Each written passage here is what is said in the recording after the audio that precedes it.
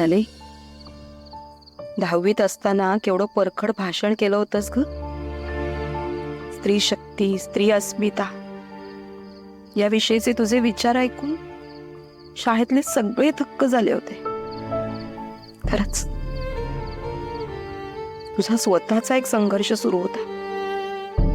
संकटानं 2 हात करून स्वाभिमानानं ताठ कड्यानं उभी राहायचीस.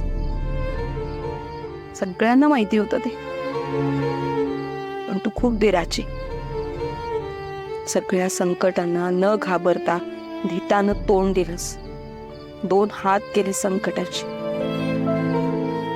पळपुटेपणा तुला कधीच मान्य नव्हता. कायम खंबीरपणे उभी राहिलीस. कौतुक वाटतं मला तुझं. आई, आई, हा काय रे, काय झालं?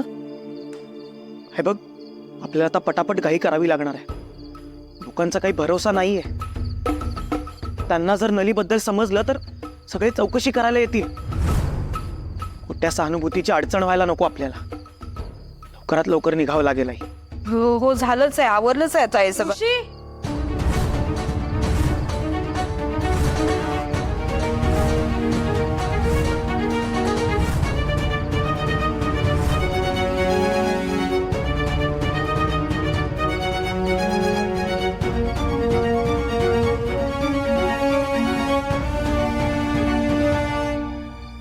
का आली आहेस तू इथं?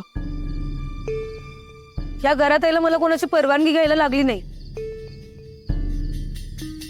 की घड्याळ, दिवस, वार बघायला लागला नाही. ते सगळं जुनं झालं आता. काय काम आहे बोल आणि निघ. ऋषी, का वागतोयस तू असा? काय झालंय तुला? आणि निक काय म्हणालास? मी नेहमीच या घराला आपलं आणि या घराने मला आपलं म्हणलंय. एक मिनिट, तुला मी या घरात आलेली नको आहे काय? मी इकडे येऊ नये असं वाटतंय तुला? काम असलं तरच मी यायचं. मुद्द्याचं बोल मिताली आणि निघ. सामान बरंच पॅक करून ठेवलंय. कुठे बाहेर गावी जातोय काय?